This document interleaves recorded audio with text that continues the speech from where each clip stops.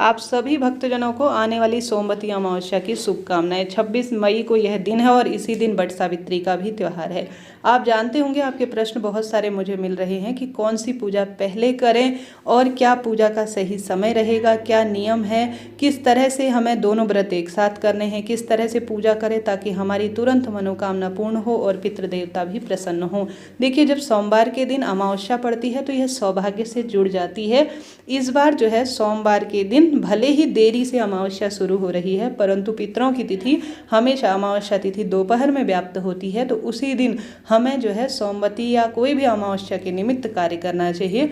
इस बार मंगलवार की सुबह भी करीब करीब 7 साढ़े 7 बजे तक अमावस्या है, तो आप इस दिन मंगलवार के दिन भी थोड़ी देर 7:30 बजे तक पूजन कर सकते हैं। परंतु सोमवार के दिन हमेशा दोपहर के समय अगर अमावस्या मिलती है तो वह पूरे दिन भर में मानी जाती है। जिस तरह देवी देवताओं की पूजा का समय सुबह शाम है, उसी तरह से पितरों की पूजा का समय दोपहर में कहा गया है। तो संभव हो तो इस पूजा को आप जब भी आपके पास समय हो, सुबह समय है तो सुबह कर लीजिए, नहीं तो दोपहर तक कभी भी कर सकते हैं।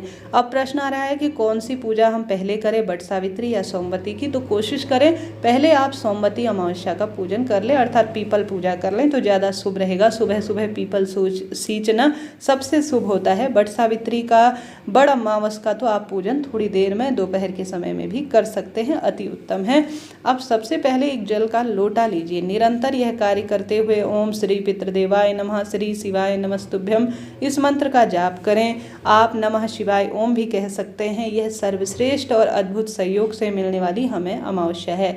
ऐसा पीपल का पेड़ चुनें जिसकी छाया आपके ऊपर पड़ती हो। सुंदर काला तिल मिला हुआ एक जो है घी का दीपक, पितरों के लिए चाहे तो लंबी बत्ती का प्रयोग कर सकते हैं, नहीं तो सामान्य सरल तरीके से आपको ध्यान में नहीं पड़ा है तो कोई बात नहीं, एक गोल बत्ती का घी का दीपक आप ले लीजिए।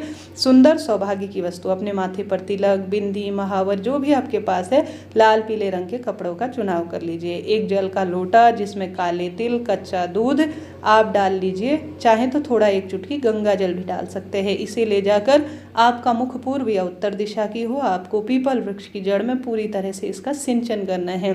उसके बाद आपके पास गौरी गणेश है तो अति उत्तम है, जैसे कि सुपारी के मैंने बनाए हैं। उससे पहले आपको दीपक लगा लेना होगा, ठीक है। दीपक आप चाहे तो स्वास्तिक बनाकर लगा सकते हैं, काला तिल रखकर बना सकते हैं, इच्छा आपकी है।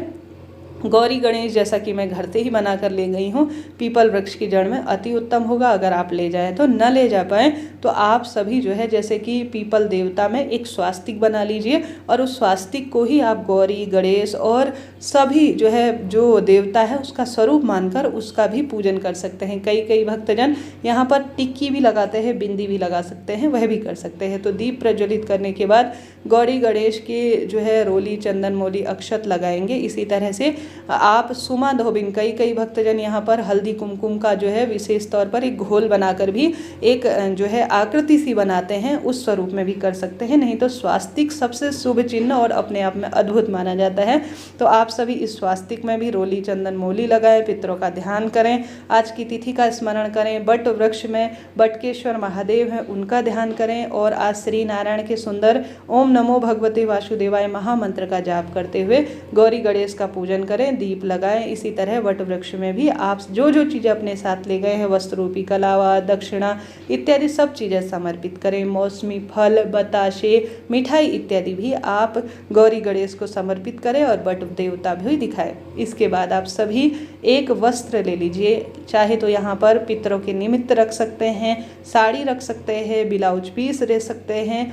आप सभी उसमें सुहाग की सामग्री दान करने के लिए जरूर निकालिए, दक्षिणा रखिए और साथ ही नारियल इत्यादि रखिए, मौसमी फल इत्यादि रखें। इस तरह से आप भोग लगाएं। बट देवता को आप आवश्यक रूप से जो हमारे पास यज्ञोपवीत होता है उसे भी समर्पित करने का कष्ट करें। इस तरह से यह वट सावित्री व्रत सोमवती अमावस्या के दिन वट वृक्ष का पूजन किया जाता है। अब 108 परिक्रमा लगाने का इस दिन वट जो पीपल वृक्ष है उसका विधान है। सोमवती अमावस्या के दिन आप सभी अपने दाहिने हाथ से शुरू करते हुए यह परिक्रमा पूर्ण करें। 108 न लगा पाएँ तो 7 परिक्रमा भी आप लगा सकते हैं। इसके साथ ही एक बार में आप जैसे कोई वस्तु आप दान करें, 108 सौभाग्य की चीज़ें, ड्राई फ्रूट ले सकते हैं, मौसमी फल, केला ले सकते हैं, बताशे ले सकते हैं। तो 108 की संख्या में आप जो है परिक्रमा लगाते लगाते एक जगह इकट्ठा कर लीजिए। एक बार में परिक्रमा लगाएंगे तो अपने हाथ में वह वस्तु लीजिए।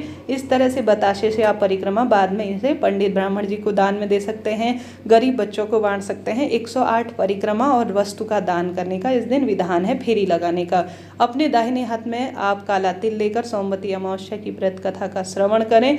भूल चूक के लिए क्षमा प्रार्थी हों और बट वृक्ष को नमस्कार कर कर आप अपने व्रत को संपूर्ण करें। इस तरह से यह बट सावित्री व्रत के पूजा का विधान है जो मैंने सोमवती अमावस्या का मैंने बताया। इस दिन बट सावित्री व्रत भी है, इससे पहले चैनल पर वीडियो आ चुका है। देखिए 2 व्रत कैसे करें, बहुत सरल प्रक्रिया है। या तो पहले बट वृक्ष की पूजा कर लीजिए या सोमवती की कर लीजिए, बात एक ही है। दोनों में शाम के समय मीठा खाकर व्रत को खोल लिया जाता है। 3 तरह से इस व्रत को किया जाता है। कई भक्तजन पूजा कर कर व्रत को खोल लेते हैं, कई भक्तजन सामान्य तरीके से शाम को मीठा खाकर व्रत खोलते हैं, कई भक्तजन फलाहार करते हैं। तो आप अपनी इच्छा शक्ति सामर्थ्य अनुसार व्रत कर सकते हैं।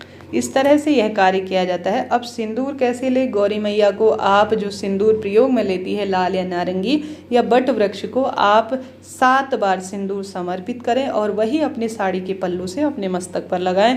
भूल चूक के लिए क्षमा प्रार्थी होकर पूर्ण विधि से सही नियम से पूजा करें और एक समय का भोजन पंडित ब्राह्मण जी को दान में दें और सुबह शाम दोनों समय बट वृक्ष की जड़ में पितरों का ध्यान करते हुए दीपक लगाएं। राधे राधे।